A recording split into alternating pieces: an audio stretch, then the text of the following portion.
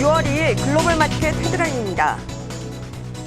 미국의 4월 채용 공고가 1,140만 건으로 전월비 감소했습니다. 미국 5월 ISM 제조업 PMI는 56.1로 예상치 54.5를 상회했습니다. 미국의 주택담보대출 신청 건수는 2018년 이후 최저치를 기록했습니다. 프랑스 자산운용사 아문디는 미국 인플레이션이 이미 정점에 도달했다며 경기 침체 가능성은 낮다고 말했습니다. 캐나다가 기준금리를 1.5%로 0.5%포인트 인상했습니다. 일본은행 부총재는 완화 정책을 지속할 것이라며 추가 완화 가능성도 있다고 밝혔습니다. CNBC는 애플이 아이패드 생산시설 일부를 중국에서 베트남으로 이전할 예정이라고 전했습니다. 제이미 다이먼 JP모간 CEO는 연준의 금리 인상 정책과 우크라이나발 경제 허리케인에 대비할 필요가 있다고 강조했습니다.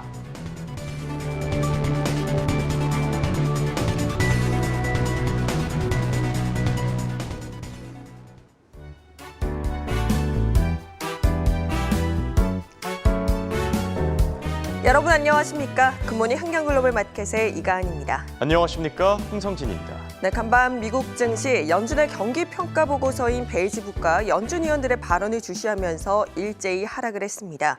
인플레이션 피크론이 확산하고 있지만 전일 120달러 선을 터치한 국제유가가 시장을 압박하고 있는 상황인데요.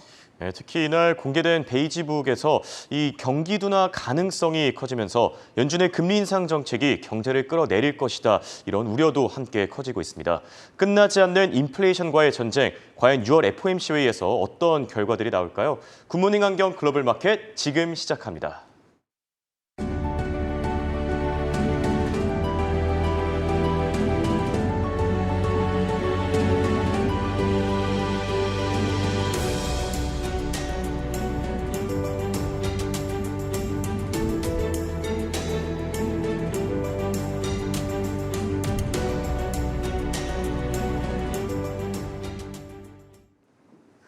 예, 6월의 첫 거래일 뉴욕 증시 3대 지수 모두 장 초반 하락 전환을 했습니다. 마감을 앞두고 낙폭을 축소하면서 다우지수가 0.54% 하락을 했고요. S&P 500 지수 오늘 유가 관련 섹터가 많이 움직이면서 조금 하락폭을 줄였지만 0.75% 하락세 나타냈고요. 나스닥 지수의 경우 0.72% 떨어진 11,994선 터치를 했습니다. 유럽 증시 역시 장중 혼조세를 보이다가 낙폭을 키워갔습니다. 4월 독일 소매 판매가 예상보다 큰 폭으로 하락한 데다 20일 금리 인상 속도가 빨라질 것이란 전망도 시장에 압력을 가했는데요. 프랑스 캬크 지수 0.77%, 독일 닥스 지수 역시 0.33% 동반 하락세를 나타냈습니다. 아시아 증시도 확인해 보시죠. 우리 증시는 전일 지방선거일로 휴장한 가운데 상하이 봉쇄 해제 기대감이 크던 중국 증시, 중국의 5월 제조업 PMI가 4월보다는 개선이 됐지만 위축 국면에 있다는 평가와 우려 속에 상해 종합지수가 0.13% 떨어졌고요. 홍콩 항생지수 0.56% 내림세로 장을 마쳤습니다. 일본 증시에서는 엔화 약세가 긍정적으로 작용했습니다. 자동차와 같은 수출주들이 큰 폭으로 오르면서 니케이 지수 0.65% 오름세를 기록했습니다. 미국의 국채금리 다시금 오르고 있습니다. 경기 침체 우려 속에 2.7% 수준까지 하락한 데서 반등을 하고 있는데요. 10년물 국채 수익률 무려 2.91%대까지 올라왔고요. 통화 정책에 민감한 2년물 역시 오늘 0.11%포인트 오르면서 2.65%대에서 거래를 보였습니다. 더 자세한 시장 상황 미래에셋증권 미디어 콘텐츠 본부 서상영 본부장과 살펴봅니다. 안녕하십니까? 네, 안녕하십니까. 네, 오늘 시장 베이지북과 경기 지표들 여러 가지 살펴볼 것들이 많은 것 같습니다. 흐름 어떻게 보셨습니까? 일단 미국 증시는 견고한 경제지표 발표로 1% 내외 상승하기도 했었지만 JP모건 CEO의 경고 이후에 경기 침체 이슈가 부각되면서 하락 전환을 했습니다. 특히 연준의 양적 긴축이 시작된다는 점을 감안해서 유동성 축소에 민감한 반응을 좀 보였고요. 다만 이제 블러드 총재 등이 이제 경기에 대한 자신감을 표명하자 낙폭이 축소되었고 연준이 베이지북을 통해서 완만한 성장을 언급한 점도 긍정적이었습니다. 장 마감 직전에는 메타 플랫폼의 하락 여파로 대형 기술주의 상승이 반납되자 결국은 낙폭이 확대되면서 마감을 했고요. 다우가 0.54%, S&P 500이 0.75%, 나스닥도 0.72% 하락 마감을 했습니다. 네, 뿐만 아니라 연준 의원들의 발언도 많이 나왔는데 관련 소식들도 짚어주시죠. 일단 미 연준은 6월 1일부터 양적 긴축을 시작을 했습니다. 이는 금리 인상 효과를 주기 때문에 대체로 실질 금리를 상승하게 만들면서 기술주에는 부정적이고요. 물론 지난 2017년 10월 첫 시행 이후에는 실적과 트럼프의 세제 개편 등에 더 주목하면서 미증시는 당시 연일 사상 최고치를 경신했었습니다. 그렇지만 2019년도 3월에 파월 연준 의장이 양적 긴축 조기 종료를 시사하는 발언을 하는 등 시차를 두고 장단기 금리가 역전되는 등 경기에 악영향을 줬던 점은 주목할 필요가 있습니다. 오늘 미증시 하락은 JP모건의 다이몬 CEO가 양적 긴축과 우크라이나 사태로 보수적인 포트폴리오를 고객들에게 조언하고 있다고 주장하자 경기 침체 이슈를 자극한 점이 영향을 줬습니다. 한편 이제 가장 매파적인 성향의 블러드 세인트루이스 의원의 총재는 경기 침체 가능성에 대해서는 회의적이라고 언급을 하자 미증시는 낙폭을 축소하기 시작했고요. 더 나아가서 우크라이나 전쟁이 계속된다고 해도 미국 경제에 직접적인 부담이 될 것으로 보지는 않는다며 다이몬 CEO의 발언과 배치되는 내용을 언급을 했습니다. 메리데일리 샌프란시스코 연은 총재 또한 경기 침체 징후는 보이지 않으며 인플레이션이 정점을 찍었다고 주장을 하자 미증시는 낙폭을 더욱 축소했었습니다. 더 나아가서 연준은 베이지북을 통해서 전체 12곳 중 3곳은 경기 침체에 대한 우려를 표명하긴 했지만 지속적인 경제 성장을 언급을 했습니다. 여기에 대부분의 지역에서는 제조업 성장은 이어지고 있다면서 경기에 대해서는 여전히 견고하고 타이트한 고용과 인플레이션 정점 이슈를 시사하는 내용이 담겨져 있어서 주식시장에는 긍정적인 영향을 줬습니다. 네, 지금까지 미래에셋증권 서상영 본부장이었습니다. 고맙습니다. 네, 감사합니다. 이어서 오늘장 특징주들 강수민 캐스터와 확인해 보시죠.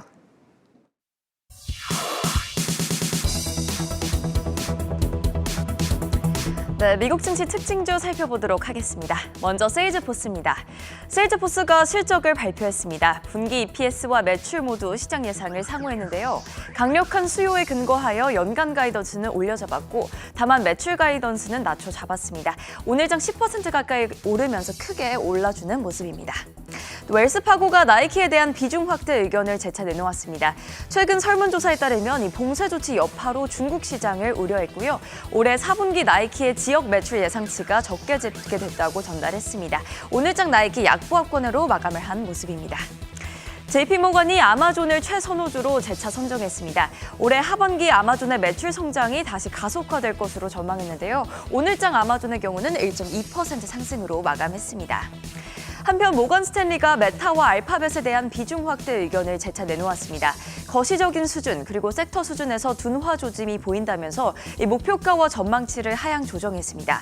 오늘장 메타의 경우는 2.5% 하락으로 마감을 했고 알파벳의 경우는 강보합권으로 마감을 했습니다. 니오는 5월에 7,024대 차량을 인도했습니다. 전년 동기 대비 4.7%가 증가한 수치고요. 작년 1월에서 5월에 비해 올해 들어서는 차량 인도 건수가 11.8%가 증가했습니다. 오늘장 니오의 경우는 1% 상승으로 마감했습니다. 리오토의 5월 차량 인도 건수는 11,496대로 집계되며 전년 동기 대비 무려 166%나 증가했습니다. 해당 소식에 오늘장 리오토 1.5% 상승으로 마감했습니다. 골드만삭스가 테슬라에 대한 목표가를 하향 조정했습니다. 1,200달러에서 1,000달러로 낮춰잡았고요. 단기적으로는 공급망 제약과 또 중기적으로는 수요 감소를 우려했습니다. 올해 연간 생산량이 기대에 못 미칠 것이라는 전망도 제시했는데요. 오늘장 테슬라 2.3% 하락하며 740달러 선 나타냈습니다. 제너럴모터스가 쉐보레 볼트 EV 2023년 모델의 가격을 인하했습니다. 원자재 가격 상승에도 불구하고 쉐보레 볼트 EV는 가장 낮은 가격대의 전기차가 될 것으로 보이는데요. 오늘장 제너럴모터스 1%로 하락 마감했습니다. 이어서 함께 포드 주가도 살펴보시면 0.95%, 1% 가까이 떨어진 모습입니다. 전기차 업체 샤오펑 모터스는 5월 한 달간 동안 1만여 대 전기차를 인도할 것으로 나타났습니다. 마켓워치에 따르면 샤오펑의 전기차 인도는 작년 동기 대비 78% 증가했고요. 오늘장 샤오펑 2.47% 하락으로 마감했습니다. 다음은 미국의 전자상거래 업체 애쉬입니다. JMP증권이 애쉬에 대한 커버리지를 개시하며 시장 수익률 상회를 제시했습니다. 팬데믹 기간 동안 애쉬는 반복 구매자들을 유치하면서 이 애쉬 브랜드의 선호도를 높였다고 설명했습니다. 다만 오늘장 애쉬 약보합권에서 마감을 한 모습입니다. 메모리얼 데이 동안 수백 편의 항공편이 취소됐던 델타항공은 2분기 실적 가이던스를 상향 조정했습니다. 이번 분기 매출이 여행 수요 급증과 또 운임 상승에 따라 2019년 수준으로 회복될 것으로 전망했는데요. 오늘장 델타항공은 무려 5%를 하락하며 마감을 했습니다. 유나이티드 항공이 조종사 트레이닝 섹터 확장에 1억 달러를 투입하겠다고 밝혔습니다. 유나이티드 항공은 올해 2,000명의 조종사를 더 고용할 예정인데요. 오늘장 5% 가까이 떨어지며 마감을 했습니다. 뱅크 오브 아메리카가 엔비디아를 최선호주로 선정했습니다. 현재 주가가 저평가되어 있다고 전달했고요. 클라우드 컴퓨팅과 인공지능, 전기차 자동차, 그리고 무인 기술 분야에 진출해 있다는 점을 높게 평가했습니다. 다만 오늘장 엔비디아 2% 가까이 떨어지며 마감했습니다. 키뱅크가 넷플릭스에 대한 투자 의견으로 섹터 비중을 유지했습니다. 내년까지 광고 성과나 잉여 현금 흐름이 개선되기 어려울 것으로 내다봤는데요. 오늘장 넷플릭스 2% 내림세 나타내며 마감했습니다. 웰스파고가 뱅크 오브 아메리카에 대한 비중 확대 의견을 유지했습니다. 현재 경기 침체 수준으로 주가가 저평가되어 있다고 설명했는데요. 오늘장 뱅크 오브 아메리카의 경우는 1.4% 하락으로 마감을 했습니다. 네, 끝으로 오늘장 여행 관련주 흐름이 좋지가 않습니다. 노르웨이지안 크루즈가 4.5%나 빠졌고 또 윈 리조트의 경우는 1.4%, 그리고 끝으로 에어비앤비의 경우는 3.4% 내림세를 나타내며 마감했습니다. 지금까지 미증시 특징주 살펴봤고요. 원자재 시황은 최보아 캐스터가 전해드립니다.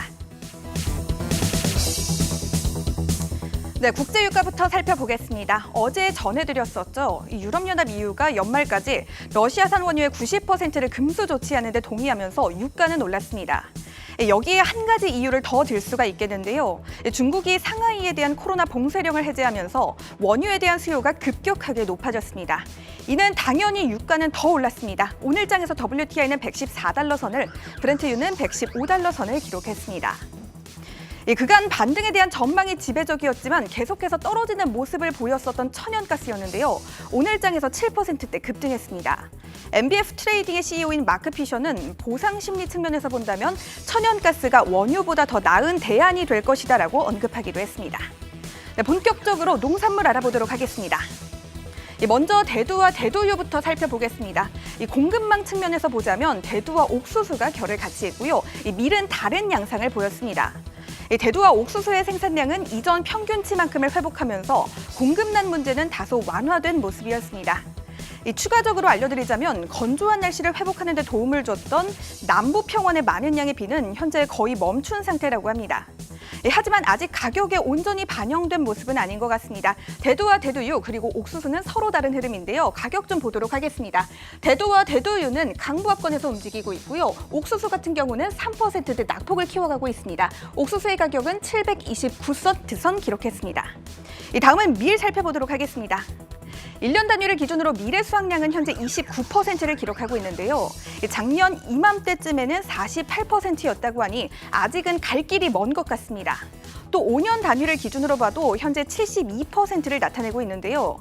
이 역시 이전의 평균치인 76%에는 못 미친 수치입니다. 그리고 전쟁으로 인해 창고에 보관돼 있는 2,200만 톤의 우크라이나산 곡물 역시 수출 재개 여부를 논의 중이니까요. 향후 추이를 잘 따라가 보시면 좋을 것 같습니다. 공급량에 대한 플러스적인 소식, 마이너스적인 소식이 모두 전해지면서 오늘장에서 밀은 내렸습니다. 가격 좀 보도록 할게요. 4.25% 정도 내리막길 걷고 있습니다. 1,041센트 선 터치했습니다. 다음은 커피 알아보도록 하겠습니다. 커피의 전망을 두고 긍정론과 부정론이 엇갈리고 있습니다. 부정론은 커피의 주요 생산국인 브라질에 비가 좀처럼 내리질 않아 생산의 차질이 빚어질 것이라는 것이고요. 긍정론은 저점을 찍는다면 빠른 시일 내에 반등에 성공할 것이라는 겁니다. 서로 다른 의견이 나오고 있는 만큼 향후 방향성을 잘 설정하시면 좋겠습니다. 오늘장 커피 가격 보도록 할게요. 3%대 오르막길입니다. 239센트 선 지나가고 있습니다. 다음은 설탕 살펴보겠습니다. 인도와 함께 미국 정부 역시 설탕 수출 관련 규제 방침을 발표하면서 설탕의 앞날에도 빨간불이 켜졌습니다. 다만 아직은 크게 출렁이는 모습은 아닌 것 같습니다. 오늘장 강보합권에서 움직이고 있습니다. 미미한 수치로 올라갔습니다. 19센트 선 터치했습니다. 네, 어제도 언급했었는데요. 다시 한번 원목 보겠습니다. 오늘 역시 같은 이유를 소개해드리겠습니다. 값비싼 목재 시대도 이제 막을 내릴 것이라는 말들이 점점 더 힘을 얻고 있습니다. 금리 인상으로 인해서 집을 사는 사람들이 줄어들고 경기 침체까지 도래할 것이라는 위험 심리가 작용하면서 오늘장 기준 원목 가격은 연초 대비 46% 떨어졌습니다. 이 원목은 오늘장에서도 7%대 급락세 보여줬습니다. 607달러 선입니다. 네, 본격적으로 금속 원자재 알아보겠습니다. 먼저 금과 은입니다. 오늘장에서 금과 은은 모두 상향 곡선을 그렸습니다. 미국의 비농업 부문 고용 지표와 함께 5월의 인플레이션 성적표를 기다리고 있는데요. 연준의 금리 인상에 대한 불확실성 속에서 안전자산인 금이 주목을 받고 있습니다. 금과 은의 가격 보도록 하겠습니다. 금 같은 경우 1,850달러대 기록한 모습이고요. 은은 21달러 선 터치한 모습입니다. 다음은 아연 알아보도록 하겠습니다. 아연에 대한 새로운 소식이 전해졌습니다. 중국이 2014년 이후 처음으로 수입량보다 많은 양의 정제 아연을 수출한 것으로 밝혀졌는데요. 이 아연 무역 시장의 변화는 동서양 사이의 양극화를 줄일 수 있다는 분석이 나오고 있습니다. 해당 소식에 아연은 떨어졌습니다. 한때 중국에서 재련소의 가동 중단을 발표하면서 생산에 애를 먹기도 했던 아연은 당분간 전체적인 공급난이 해소될 것으로 보이고 있습니다. 해당 소식은 내림세를 견인했습니다. 아연의 가격 1%대 하락했습니다. 3,869달러 선입니다. 다음은 주석 알아보겠습니다. 주석도 가격을 움직일 만한 큰 뉴스는 없었습니다. 작은 소식이라도 하나 가지고 와봤는데요. 독일과 호주에서 운영되고 있는 주석 개발 회사인 퍼스트티는 앞으로 미래지향적이고 지속가능한 주석을 생산하기에 충분하다는 감사 결과를 전한 바가 있습니다. 하지만 가격에 영향을 줄 정도는 아닌 것 같습니다. 주석 가격 오늘장에서 강보합권에서 움직이고 있습니다. 35,000달러 선 터치했습니다. 다음은 알루미늄 알아보도록 하겠습니다. 중국에서는 그간 알루미늄 비축량이 의도적으로 부풀려졌다는 불만이 제기됐는데요. 적어도 3개 이상의 회사가 남부 광둥성의 창고에 저장된 금속 비축품에 대해서 총 5억 위안 이상을 빌려준 것으로 나타나 논란이 되고 있습니다. 대출에 대한 투기가 시장의 신뢰를 약화시켰습니다. 가격 좀 보도록 하겠습니다. 해당 소식에 2%대 하락했습니다. 2,731달러 선 터치한 모습입니다. 네, 지금까지 원자재 시황이었고요. 이어서 ETF 시황이 이어집니다.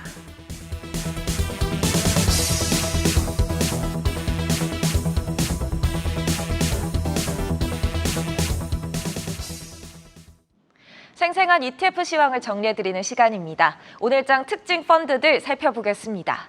이날장에서는 합자 회사에 투자하는 펀드와 천연가스 가격에 영향을 받는 ETF가 상승했습니다. 반면에 블록체인 관련 기업과 광물 채굴 기업에 투자하는 ETF는 하락했습니다. 하나씩 살펴보시죠. 합자 회사라고 들어보셨나요? 영어로는 Limited Partnership이라고 줄여서 LP라고 부릅니다. 최소 1인의 무한 책임 사원과 최소 1인의 유한 책임 사원으로 구성된 회사입니다. 제너럴 파트너라고 불리는 무한 책임 사원은 경영 운영 전반과 회사 부채에 책임이 있으며 투자자 같은 유한 책임 사업은 사업에만 돈을 투자하고 경영이나 부채에 대한 책임이 없습니다. 이 회사들은 크게는 법인세 혜택 때문에 투자자에게 분배할 수 있는 현금이 더 많아서 안정적이고 느리게 성장하는 산업에 투자하고 장기적으로 혜택을 받고자 할 때 유리할 수 있습니다. 보통 에너지와 부동산 섹터에 이런 회사가 생깁니다. 따라서 MLP는 국제 유가에도 영향을 받는 경향이 있는데요. 국제 유가가 하락하면 셰일가스 등 에너지 생산에 투자한 비용 대비 수익이 줄기 때문입니다. 하루 전 유럽연합에서는 연말까지 러시아산 원유의 90% 수입을 금지하는 방안을 선택하면서 압박 수위를 높였습니다. 해당 소식은 어제 오늘 유가를 즉각 끌어올렸습니다. 오늘장 첫 특징 ETF는 크레딧 스위스의 S&P MLP 인덱스 ETN입니다. 티커명은 MLPO입니다. 오늘장에서 15% 급등했는데요. 크레딧 스위스에서 운용하고 있으며 S&P의 MLP 지수를 추종합니다. 운용 보수는 0.95% 정도이며 올해 들어서는 51% 상승한 상태입니다. 한편 천연가스 관련해서도 소식이 많이 들어왔습니다. 어제는 유럽연합에서 러시아산 천연가스 가격의 상한선을 정하겠다고 고지한 한편 오늘은 러시아가 독일이나 덴마크, 폴란드, 불가리아 등 루블화로 페이를 거부하는 국가들의 천연가스 공급을 거부한다는 소식도 전해졌습니다. 천연가스 가격은 상승 중인데요. 그래프 보시면 오늘 봐도 7% 상승해 있습니다. 이에 이날장에서는 천연가스 관련 ETF들이 주목을 받았습니다. GAZ는 바클레이즈의 펀드이고요. 2개월 단위로 천연가스 선물에 투자하는 전략을 취하고 있습니다. 운용 보수는 0.45%가량이며 오늘장에서는 6% 이상 올랐습니다. 또한 US 커머디티 펀드에서 운영하는 UNL 펀드도 이날 상승률이 좋았습니다. 올해 들어서 천연가스 관련 ETF들 전반적으로 수익률 흐름이 좋은데요. 둘 모두 올해 들어서 120% 이상 상승한 상태입니다. 그렇다면 오늘장 하락한 펀드들도 살펴봐야겠죠. 하루 전 소폭 반등하나 싶었던 비트코인 가격 오늘 장 중후반에 다시 내리막선을 그리면서 하락하고 있습니다. 현재 가격은 3만 선 초반대를 형성하고 있습니다. 블록체인과 디지털 기술 관련 펀드들이 이날 장에서 일제 하락세를 보였습니다. 관련하여 퍼스트 트러스트에서 운용하고 있는 스카이브리지 크립토 인더스트리 앤 디지털 이코노미 ETF가 오늘 8% 이상 하락했습니다. 이 회사는 코인베이스를 12%, 마이크로스트래티지를 10% 보유하고 있으며 블록과 라이엇 블록체인 등의 기업들도 상위 보유 종목에 들어 있습니다. 또한 마지막 하락 펀드는 바네크사에서 운용하는 ETF로 전 세계 희토류와 희귀 금속을 생산하는 기업들에 투자하는 ETF입니다. 소형주와 신흥시장 기업들에 많은 투자를 하고 있으며 그 기업들은 세륨과 망간, 티타늄, 텅스텐 등 채굴을 가공하고 있습니다. 총 20개 보유 종목이 있는데요. 대체적으로는 기본 원자재에 대한 투자가 70% 이상입니다. 중국 기업 저장 화유 코발트와 북방 히토에 투자하고 있으며 또한 호주의 라이너스 그리고 호주의 리튬 채굴 기업 필바라 미네랄스도 큰 비중으로 편입되어 있습니다.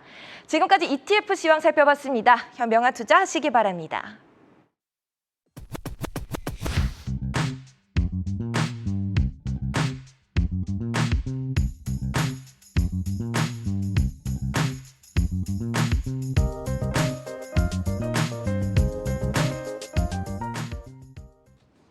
글로벌 이슈와 해외 토픽 확인해보는 시간입니다. 3대 지수가 일제히 하락한 가운데 오늘 발표된 주요 이슈들 체크해보시죠.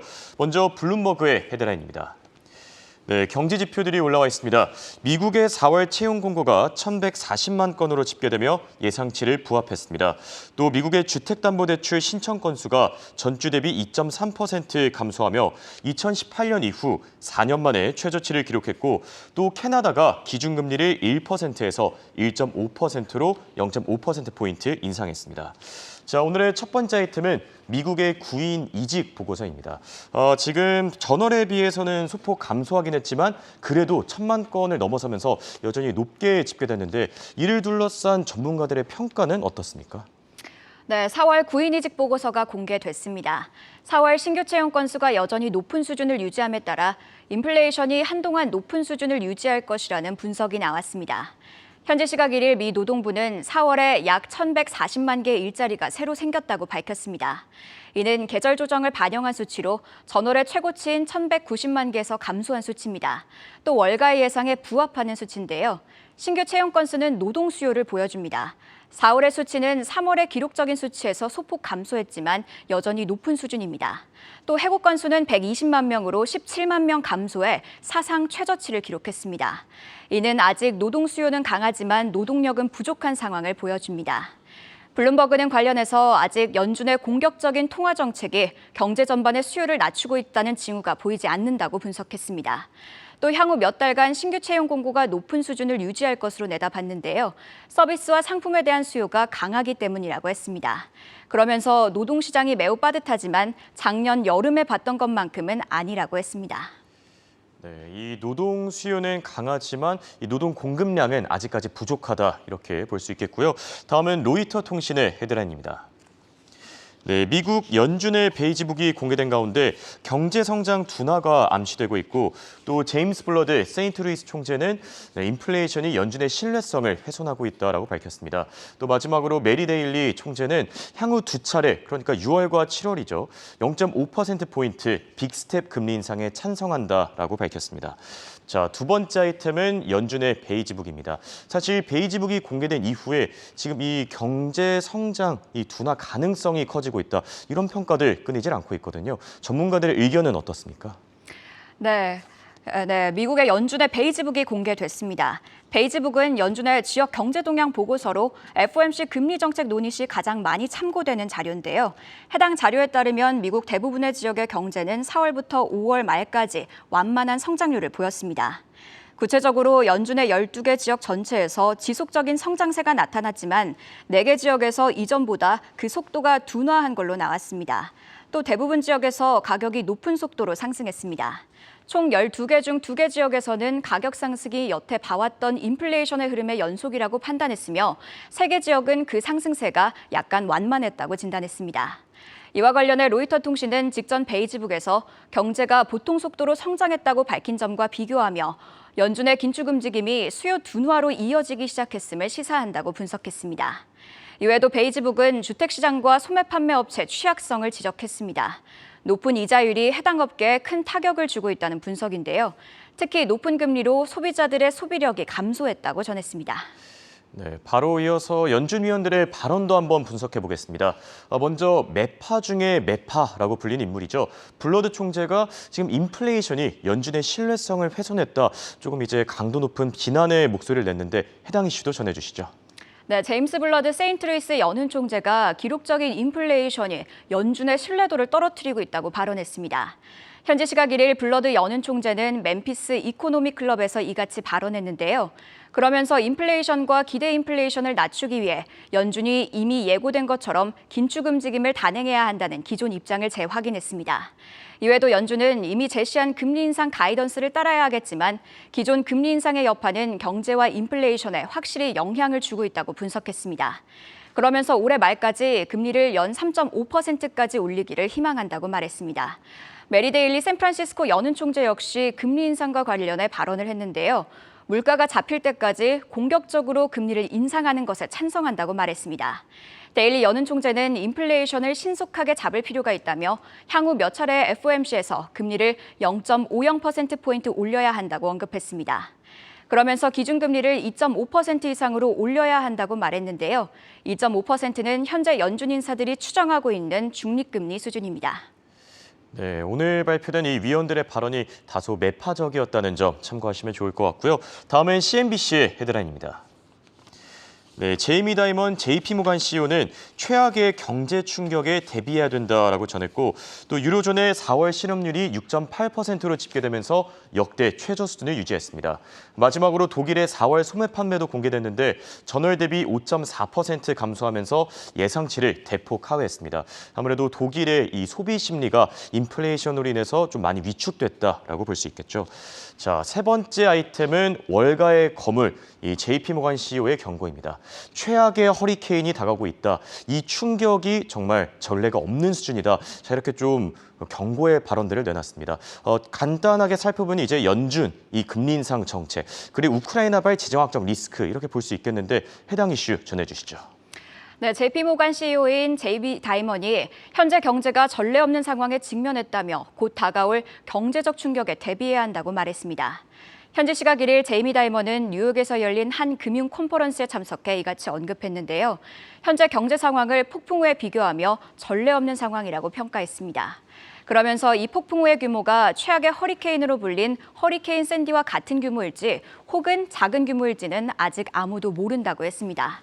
CNBC는 제이미 다이먼이 크게 두 가지를 걱정하고 있다고 했습니다. 첫 번째는 연준의 전례 없는 긴축입니다. 다이먼은 현재 시장에 너무 많은 유동성이 있다고 했는데요. 연준이 양적 완화를 통해 유동성을 초과로 공급한 건 실수라고 말했습니다.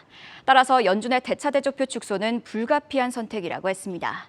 그러면서 이런 규모의 양적 긴축은 최근 50년 동안 처음 있는 일이라고 언급했습니다. 두 번째로 제이미 다이먼은 우크라이나 전쟁이 경제에 미치는 영향을 우려하고 있습니다. 특히 식량과 유가를 걱정하고 있다고 했는데요. 다이먼은 러시아와 우크라이나 전쟁을 세계 2차 대전 이후 유럽에서 일어난 최악의 분쟁이라고 평가했습니다. 이로 인해 유가가 배럴당 150달러에서 175달러까지 오를 수 있다고 전망했습니다. 네, 제이미 다이먼 CEO의 이 경고 발언까지 체크해봤고요. 마지막으로 월스트리트저널의 헤드라인입니다. 네, 아문디, 미국 인플레이션이 완화되고 있다. 그러면서 경기 침체 가능성이 낮다라는 평가를 내놨고 또 선구매 후지불 서비스, 이 BNPL이 수익성이 악화되고 있다. 이런 분석도 나왔습니다. 마지막으로 미국 투자자들이 5월 중에 미국 국채 펀드를 무려 200억 달러 투자하면서 이 역대 최고치를 경신했는데 참 이 국채 펀드에 대한 인기가 남다르다고 볼 수 있겠죠. 자, 마지막 아이템은 이 BNPL입니다. 저는 사실 써본 적이 없습니다. 하지만 코로나19 사태 이후 정말 핫했는데 최근 들어서 수익성이 악화되고 있다. 이런 평가들 나오고 있지 않습니까? 네, 맞습니다. 월스트리트저널은 선구매 후지불 서비스의 수익성이 악화될 것으로 내다봤습니다. Buy Now, Pay Later, 즉 선구매 후지불 서비스는 어펌홀딩스와 애프터페이와 같은 기업들의 사업 모델인데요. 쉽게 말해 할부 서비스와 비슷한 구조로 되어 있습니다. 기존 신용카드 서비스와의 차이점은 신용등급 요건을 충족할 필요가 없고 연회비나 수수료가 없다는 점인데요. 월스트리트저널은 수익성 악화의 배경으로 금리 인상을 꼽았습니다. 해당 기업들은 연준의 기준금리에 따라 변하는 기업 신용 한도에 의존하는 경우가 있는데 금리가 올라 사업 운영이 어려워졌다는 겁니다. 더 나아가 연준의 긴축 움직임으로 시장 상황이 변화하기 시작한 것도 해당 기업들에겐 악재라고 했습니다. 선구매 후지불 서비스는 유동성이 시장에 넘쳐나던 시기에 호황을 누렸습니다. 소비가 늘어나면서 해당 서비스의 수요도 함께 늘어난 건데요. 월스트리트저널은 이와 관련해 유동성이 감소하는 시기에 해당 기업들이 어떻게 버틸지 검증되지 않았다고 덧붙였습니다. 또 연체 건수가 점점 쌓여가고 있는 것도 문제라고 했습니다. 어펌홀딩스의 경우 대출 금액의 약 2.7%가 30일 이상 연체된 상태로 이는 1년 전의 1.4%와 비교되는 수치입니다. 네, BNPL 기업들에 투자할 때 해당 소식도 좀 참고하시면 좋을 것 같고요. 지금까지 이엔 캐스터와 함께했습니다. 굿모닝 한경글로벌 마켓은 7시 30분까지 계속됩니다.